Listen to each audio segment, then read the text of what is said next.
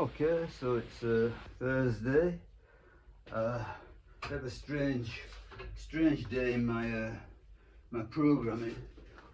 So Thursday, I've got VO2 max intervals. So what does that mean?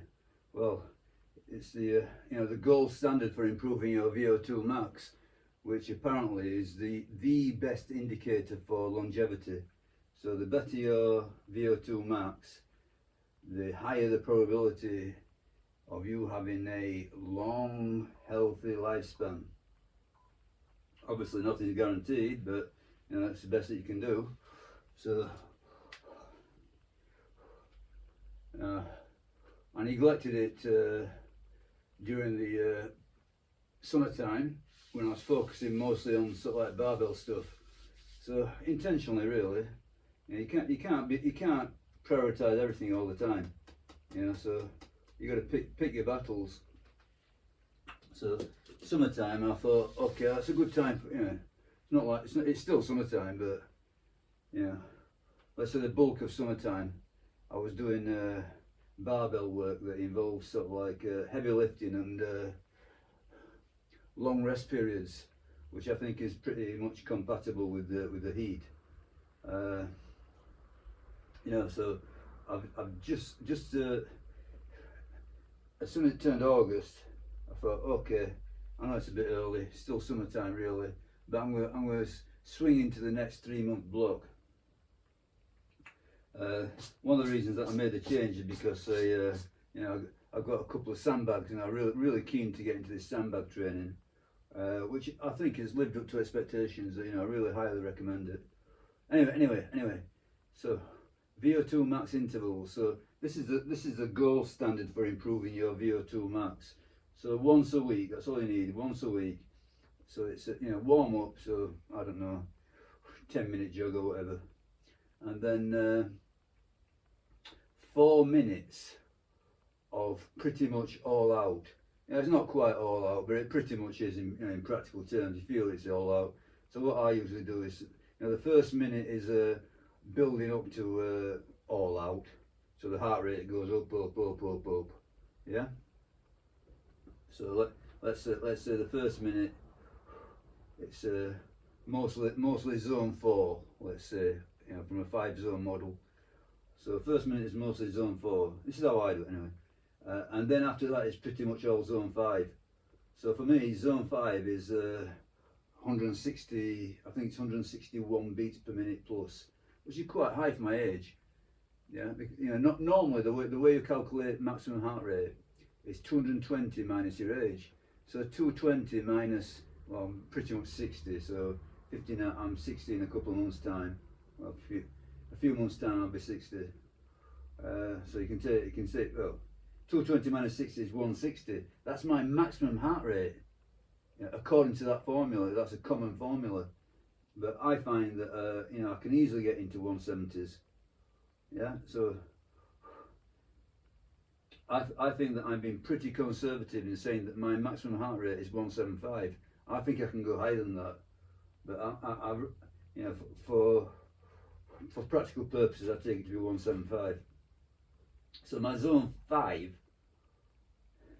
is 161 plus, which is quite high. So I don't know if that's a good thing or a bad thing. I'm not sure. It sounds like a good thing to me. So yeah, what I'm trying to say is that these 4 minutes intervals, the bulk of them are done in zone 5. So yeah, it's hard work. Especially when you kick off on that first interval and you're still not you're not up to speed. You're thinking, oh my word, I've got this to do. But I found today, first time I've done them in ages, I found that when I got into it, did the first one, and then it seemed to be relatively not bad. It's hard work, there's no doubt about it.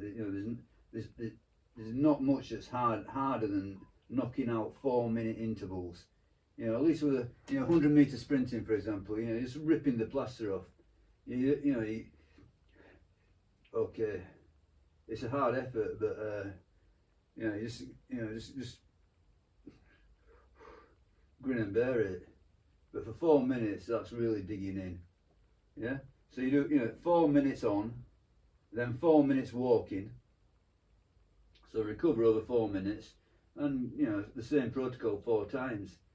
And as I say, by the time that I got onto the last one, I was thinking, oh, this is not so bad actually. I remember it being harder than this.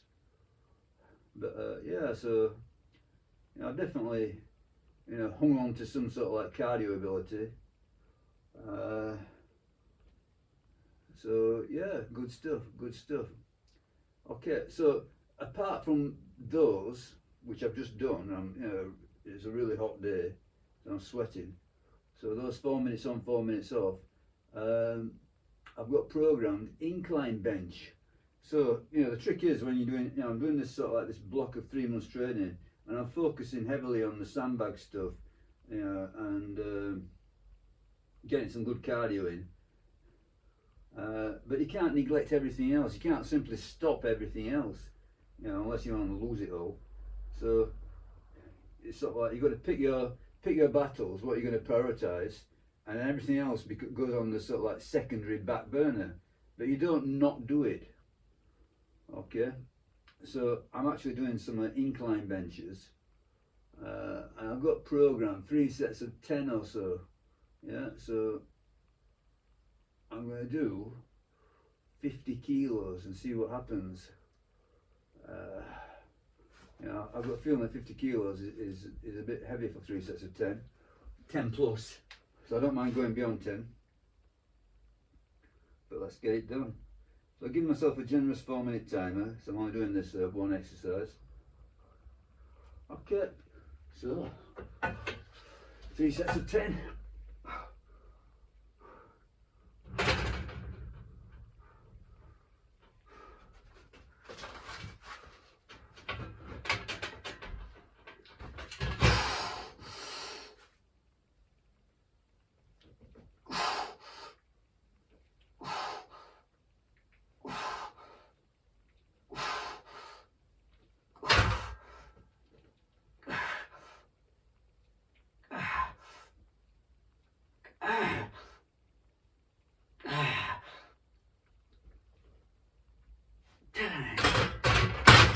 Okay, not bad. And also I hit the frame, which I hate doing.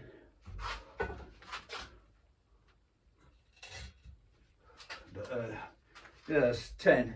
That's pretty much all out.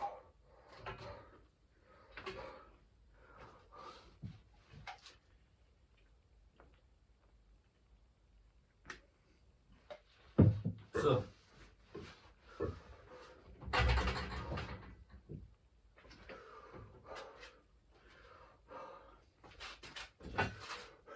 I'd be surprised if I get another set 10. Might do.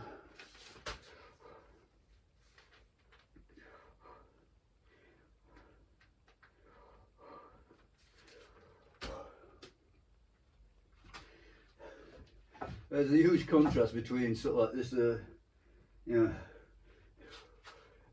laying down on a bench and training, and walking around with a sandbag. This is the most comfortable way of doing it, whereas the sandbag thing, it's the most awkward thing to do. I suppose there are more awkward things to do, but that sandbag is pretty awkward. But yeah, I think it's very easy to sort of like go to the next, the next sort of like fad, and then the next fad, and the next fad, and the next fad, and be a perpetual beginner, which I'm trying to avoid that. So I have got, I think tomorrow I've got some squats programmed. So Monday and Friday I'm squatting. So I'm not abandoning what I was doing before. I'm just putting it into second place rather than first place. So I'm giving the sandbag the highest priority, and I think it might be a really good choice actually. I can definitely feel that I can I can feel, you know, I can appreciate how hard sandbag training is. You know, it's really good stuff. I really recommend it. You know, if you never tried it, or if you're in two minds about it, go for it for sure. Yeah. Yeah, I'm not saying that you know everything else is not as good. But I'm saying that sandbag training is good.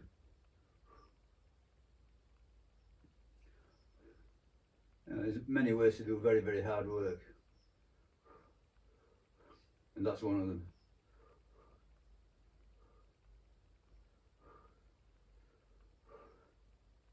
Okay, so we're going to try another set of 10. Where it lands, it lands.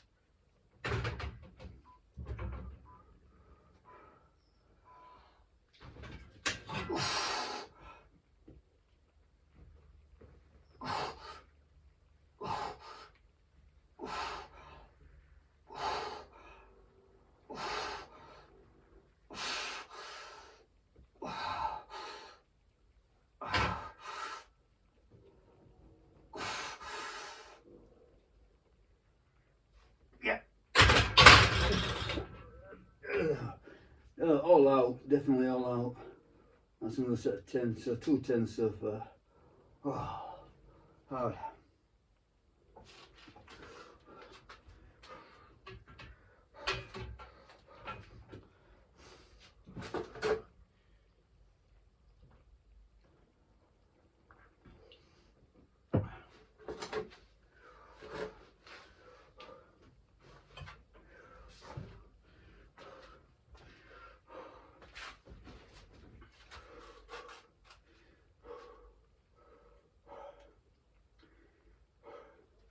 So a quick scan of what I'm going to do tomorrow. So tomorrow, squats, kettlebell clean and press, rows, mace swings and grippers.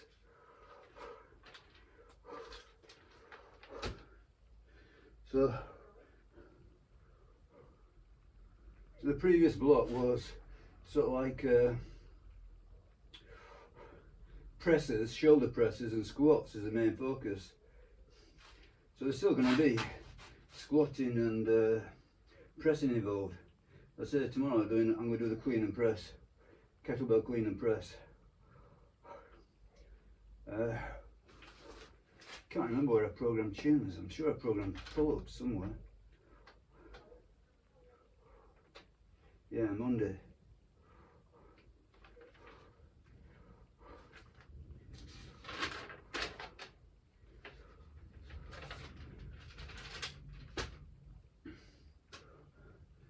So pull-ups I'm only doing once a week on the Monday. So yeah, I'm not simply dropped everything and getting carried away by sandbags. Everything else is going to be involved to a certain extent, just a lesser extent for now. So I've not forgotten my goals. So I'm pretty sure everything that I'm doing now is contributing to the goals. Yeah, especially the 1 mile under 9 minutes. Yeah, I think that's going to be quite a hard one to do alongside the other stuff. But I'm pretty sure the intervals I've done today, 4-minute intervals, they are going to go a long way to training for 1 mile under 9 minutes. Yeah, it's not a tremendously difficult goal on its own, but it is when you combine it with everything else.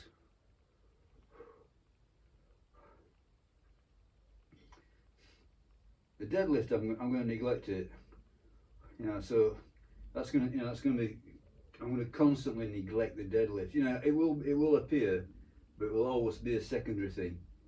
I think that I feel like I'm a natural deadlifter. It's a one movement that came relatively easy. Now I'm not saying I'm a good deadlifter now, but that's because I've neglected it. Yeah, no matter how natural you are, if you neglect it, you neglect it. Okay, last set, so as close to 10 as possible, I suppose. That's the best I can say.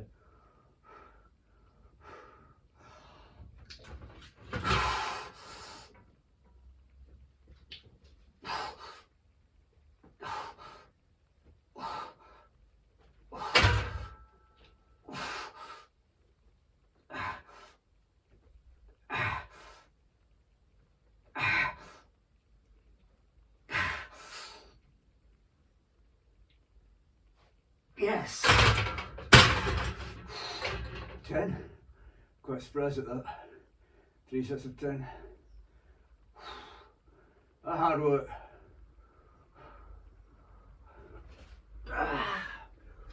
Good stuff. So, nothing wrong with that.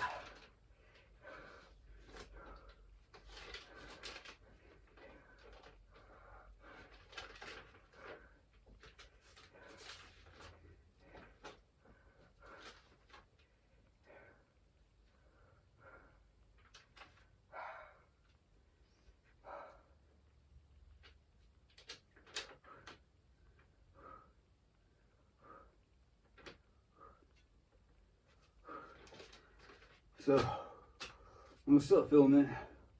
I've got programmed a few pull aparts just to balance. So if you do press work, probably a good idea to do a few pull aparts just to keep the shoulders healthy, but nothing to see really. Just a bit of mobility work.